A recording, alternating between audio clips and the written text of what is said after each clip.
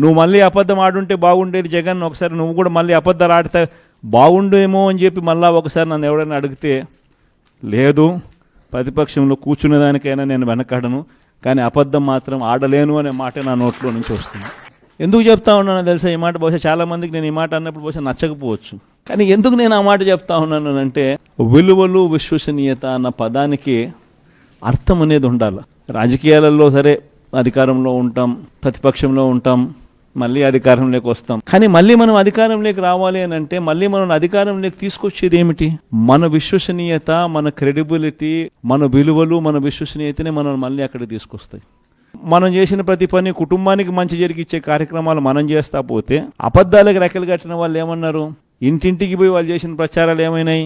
ఇంట్లో ఎవరు కనపడినా సరే ఓటు అడగడానికి వీళ్ళు ఇళ్ళకు పోయినప్పుడు ఆ ఇంట్లో ఎవడు కనపడినా సరే, ఇంత చిన్న పిల్లలు కనపడితే చాలు, ఈ పిల్లల సైజు నుంచి మొదలు పెడతారు. నీకు 15,000, నీకు 15,000, నీకు 15,000, ఇద్దరుండు, ముగ్గురుండు, నలుగురుండు. ఆ పిల్లల తల్లి కనపడిందని అంటే నీకు 18,000. ఆ పిల్లల తల్లికి చిన్నమ్మ కనపడిందనంటే నీకు 18,000. ఆ ఇంట్లో ఆ తల్లులకు అత్త కనపడిందంటే, పెద్దమ్మ కనపడిందనంటే, 50 ఏళ్ళు పై చిలుకున్న పెద్దమ్మ కనపడిందనంటే నీకు 48,000. ఉద్యోగాల కోసం వెతుక్కునే ఒక 20 ఏళ్ళ పిల్లోడు అలా బయటకు వస్తే నీకు 36,000. ఆ ఇంట్లో నుంచి కండువా వేసుకొని రైతు బయటకు వస్తే, రైతన్న బయటకు వస్తే కండువా కనిపించిందంటే చాలు నీకు 20,000. ఇలా ఇంట్లో ఎవరు కనపడినా సరే ప్రతి ఒక్కరికి నీకింత నీకింత నీకింత నీకింత అని చెప్పి ప్రచారం చేసిన దాంట్లో మనకు నష్టం జరిగింది తప్ప, మనం ప్రజల్లోకి పోయినప్పుడు ఎవ్వరూ కూడా మనం చెడు చేసినాము అనే మాట ఒక్క నోట్లో నుంచి కూడా రాల.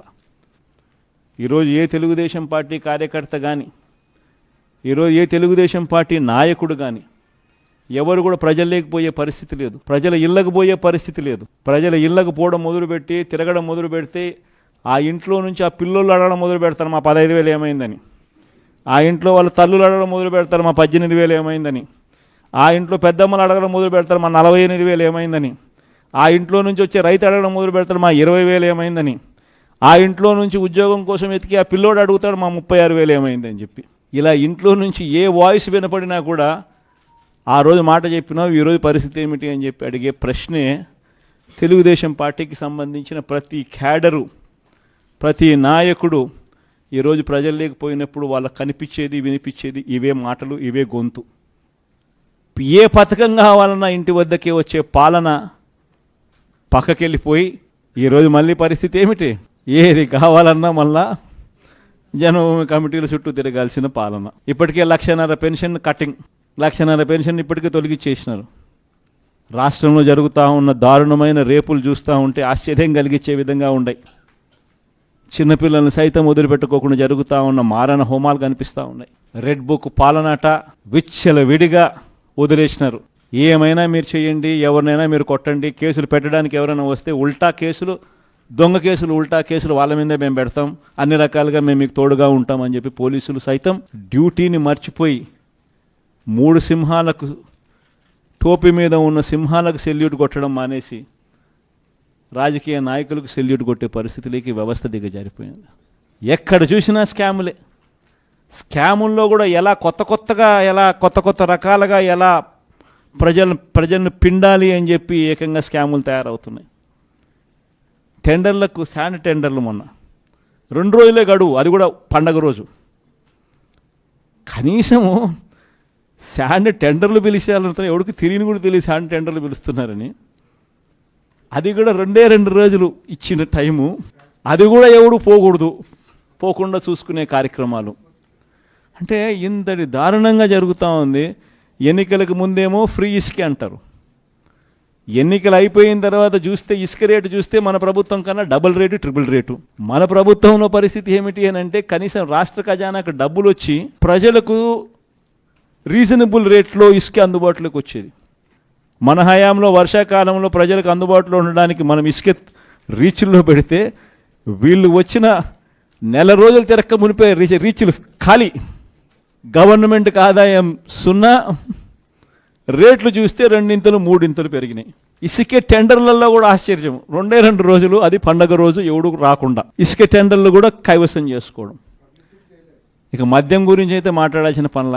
ఉన్న షాపులు మనం తగ్గించి, పర్మిట్ రూములను తీసేసి, బెల్ట్ షాపులు లేకుండా చేసి, టైమింగ్స్ స్ట్రిక్ట్గా పెట్టి, గవర్నమెంటే షాపులు నడుపుతూ ఉంది కాబట్టి అత్యాశ అనేది ఉండకుండా చూసుకుంటూ వాల్యూమ్స్ తగ్గించి ప్రజలకు మంచి చేయడానికి మనం ప్రయత్నం చేస్తే ఈరోజు ఏం జరుగుతూ ఉంది? మద్యం షాపుల కోసం ఎమ్మెల్యేలు 30% ఇస్తావా, 40% ఇస్తావా, 20% ఇస్తావా అని భయపడము, షాపులు ఎవడు వేయకుండా చేయడము, కిడ్నాపులు చేయడము. అసలు నిజంగా ఆశ్చర్యం కలిగించే విషయం. నిజంగా దాంట్లో డబ్బులు లేకపోతే, దాంట్లో నిజంగా వీళ్ళకు దురుద్దేశాలు, మంచి ఉద్దేశాలు కనుక నిజంగానే ఉంటే మరి ఎందుకు ఎమ్మెల్యేలు ఇంతగా పోటీ పడుతున్నారు దీనికోసం? అంతటి దారుణంగా ఈరోజు షాపులు ప్రైవేటైజ్, షాపులు టోటల్గా వీళ్ళ మనుషులకి ఇప్పించుకోవడాలు. ఇందులో చూస్తామా అని అంటే, లిక్కర్లు చూస్తామా అని అంటే లిక్కర్ల రేట్లు కూడా ఏమిటి? అప్పుడేమో లిక్కర్ల రేట్లు తగ్గిస్తామన్నారు, ఇప్పుడు చూస్తే ఏముంది, మనం చెప్పిన దానికన్నా రేట్లు కాస్త ఎక్కువ పెట్టినారు. మళ్ళీ ఇప్పుడు ఏంది, మళ్ళీ పర్మిట్ రూములు కూడా తీసుకొస్తున్నారు, మళ్ళీ బెల్ట్ షాపులు తీసుకొస్తా ఉన్నారు. పైగా రాష్ట్ర ప్రభుత్వానికి వచ్చే ఆదాయం తగ్గుతుంది, వీళ్లకు వీళ్ళ మనుషులకు వచ్చే ఆదాయం పెరుగుతుంది. ప్రతి నియోజకవర్గంలో కనీసం 10 పేకాట క్లబ్బులు, ప్రతి నియోజకవర్గంలోనూ కూడా ఆ నియోజకవర్గంలో ఏ ఫ్యాక్టరీ ఉన్నా ఎమ్మెల్యేకు కప్పం కట్టాల్సిందే. ఆ నియోజకవర్గంలో ఎవడు మైనింగ్ చేసుకుంటా ఉన్నా కానీ ఎమ్మెల్యేకి కప్పం కట్టాల్సిందే.